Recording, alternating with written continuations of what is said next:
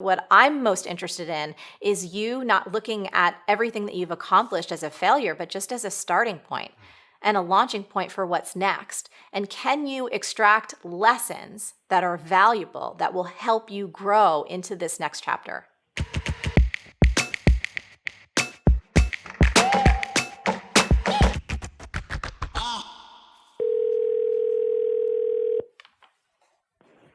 This is Alicia. Hi, it's Marie Forleo, and you are on the Marie TV call-in show. How you doing? Hi, Marie. I'm great. How are you? I'm doing good. You're here with myself and Gregory and Team Forleo, and we're so excited to talk with you today. Thank you. I'm super excited to have the chance to talk with you too. Yay. So tell us what's happening, and we will do our best to help you out. Oh my goodness. Okay. So I have been running my own business for the better part of the last 3 years. I guess 2.5 years. One of the first things that I did was sign up for B School, which was a really great experience. It helped me build my website for my company. I also, in my accountability partner, found someone who encouraged me to write a book about my business method, which is called Purpose Power, How Mission-Driven Leaders Engage for Change. And I just felt like, in thinking about your approach and your coaching and paying attention to all of your encouragement, I've tried to let myself be open to opportunities that show up, scan the radar, be surprised by things, not hold ideas too tightly, let them emerge and develop, and say yes as much as I can. And a lot of the work that I have done here 2 years later, I struggle with feeling like I've sort of failed. Like a lot of the things that I wanted haven't come true in the way that I hoped that they would. And both trying to, internalize some of that responsibility and actions that I could have done differently, but also just feeling like the world is sometimes not a super forgiving and supportive place, which isn't to say that I don't have friends and mentors and great people in my life, but just sometimes it feels like swimming upstream. And now I find myself in a place where my husband has been offered his dream job in Europe, which is super exciting for him. Living in Europe is something that I have dreamed about for a long time. So there are a lot of things about that are, a dream coming true for me. But I'm also now in this position of sort of needing to abandon ship and sort of close up all of the things that I thought I was building. I felt like I was sort of building this garden and watering plants and trying to make things happen. And now all those things that I thought I was trying to make happen, I need to sort of turn over a new page and do trying to figure out something new. So I'm both sort of left with this feeling like all of this effort that I put out, all the things that I worked really hard to create and do, none of them really generated the success that I was hoping for. And now I have to leave them and go start from scratch. This is awesome, by the way. Thank you so much for sharing so honestly and bravely with us. I have a question for you. You said Sure. None of them turned out to create the success I had hoped for. What's your measuring stick? What was the success that you hoped for? I'm just curious. Well, my measure, I think, was a couple of things. In running a business, I was really hoping to get to 6 figures by my second year. Not $500,000, but to surpass $100,000 in being able to pay myself. Mm-hmm. And that never really happened. I was able to sell business and negotiate contracts, but none of those things were, long-term. None of them paid as much as I hoped that they would. I wound up hiring people to work on those projects with me. And so, in the process, never really reached that profitability margin that I was hoping for. Okay. In publishing a book, I had sort of sold myself on this idea that, publishing a book is one of the best things that you can do for your credibility and your authority. And I found that the process of working with an independent publisher to be really, really hard. and that, there's not a whole lot of promotional support that's available. So I'm really have to, do a lot of that myself. And I don't have the sort of established platform that, a lot of publishers look for in an author. And so it really feels like a lot of the time I'm sort of spinning my wheels, and maybe I wrote a book it's a good book, but it's not the right book at the right time somehow, and so not being able to gain traction in an environment where there's a lot of noise, where there's a lot of resource scarcity. Nonprofits don't really have, are really cash strapped. And so targeting nonprofits as a client base has been, felt really frustrating, because it's hard to get those organizations to prioritize hiring outside help as much as they, seriously benefit from it.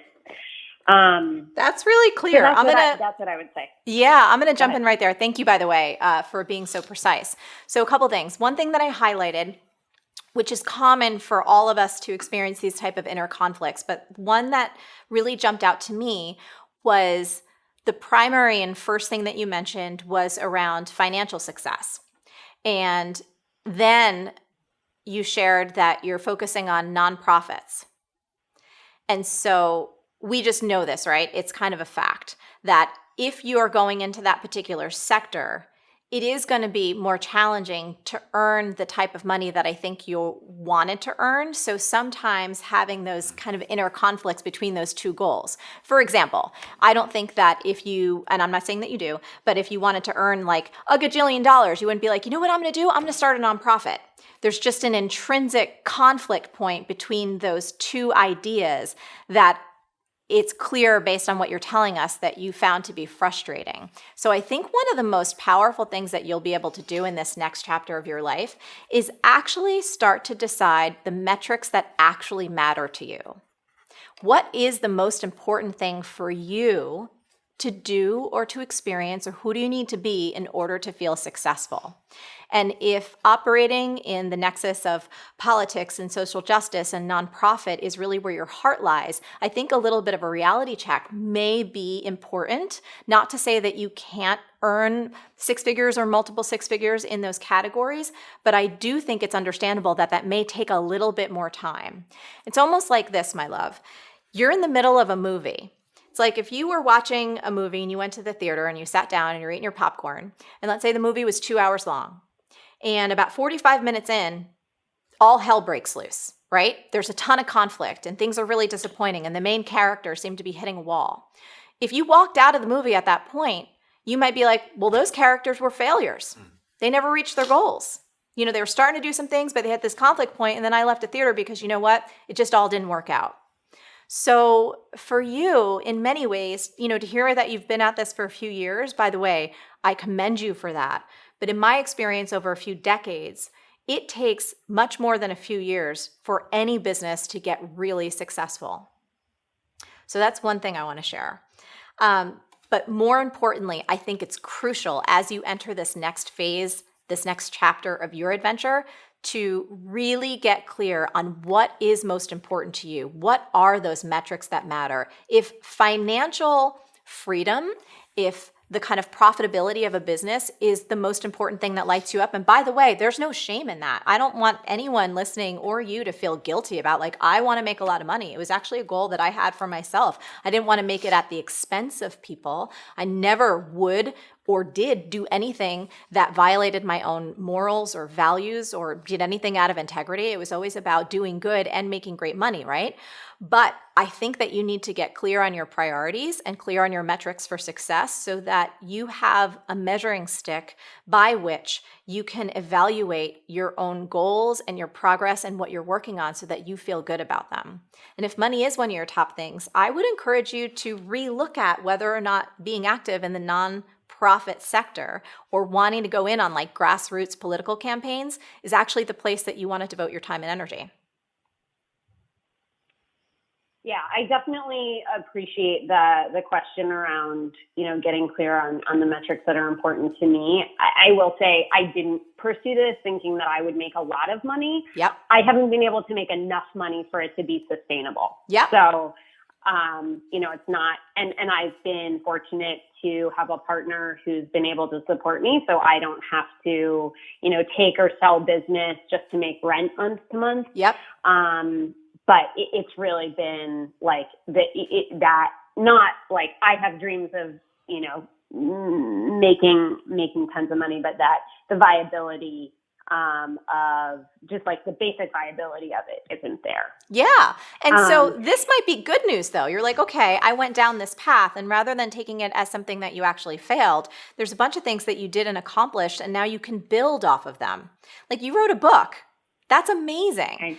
For anyone publishing a book, I'll tell you, I have friends, people that have platforms that are established in their platforms, and they still have trouble getting people to read their book. It's an enormous amount of work. Anything that you do in the era that we're in right now, where there's so many different places that people can look and put their attention, whether it's social media or online blogs or television or podcasts, right? So there's always going to be that battle for how do you get people to care and pay attention. That's intrinsic for all of us. But what I'm most interested in is you not looking at everything that you've accomplished as a failure, but just as a starting point and a launching point for what's next. And can you extract lessons that are valuable that will help you grow into this next chapter? Because I guarantee, yes, okay, good. There you were like, yes. That's where we kind of heard some life, because rather than looking at this or feeling, and I'm not saying that this is your viewpoint on everything, but feeling defeated or feeling like, wow, the world is a really unfriendly place and no one's supporting me and everything's an uphill battle. It's like, you know what?